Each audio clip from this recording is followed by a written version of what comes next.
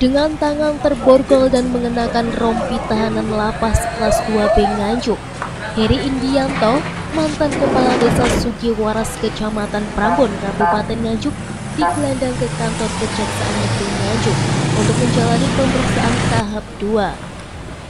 Dalam pemeriksaan tahap 2 ini, jaksa akan melimpahkan tersangka dan barang bukti ke Pengadilan Tipikor Surabaya.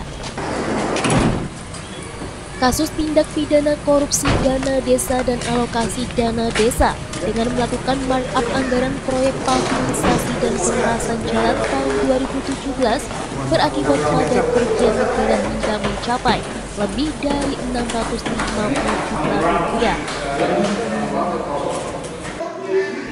Kini kasus tersebut telah memasuki tahap 2 dengan diserahkannya tersangka dari penyidik kepada jaksa penuntut umum beserta barang bukti berupa dokumen untuk selanjutnya dipersidangkan.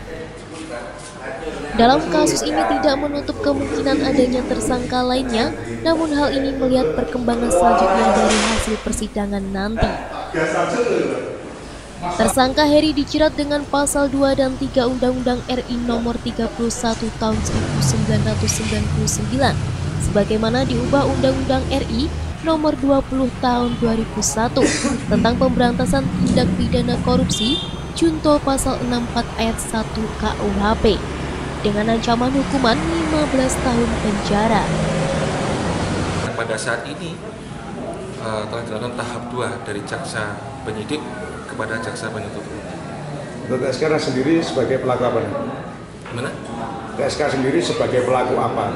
Bahwa TSK ini TSK Kriminal ini bukan tersangka tindak pidana korupsi dana DDADD dan tahun 2017. Kerugiannya lebih dari 650 juta. Untuk tahap 2 ini penyerahan tersangka dan barang bukti tentunya terhadap pemeriksaan diri terdakwa, dan setelah itu kita akan segera limpah ke persidangan. Untuk barang buktinya sendiri apa aja Pak yang dikantongi jaksa? Untuk yang kami tim penyidik dan diserahkan ke penuntut umum berupa dokumennya dalam hal APBD dan pencairan dan seterusnya, dokumen aja.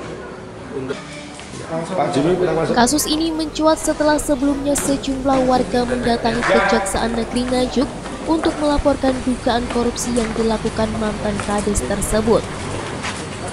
Selanjutnya, Kejaksaan Negeri Nganjuk melakukan penyelidikan hingga dilakukan penahanan kepada tersangka.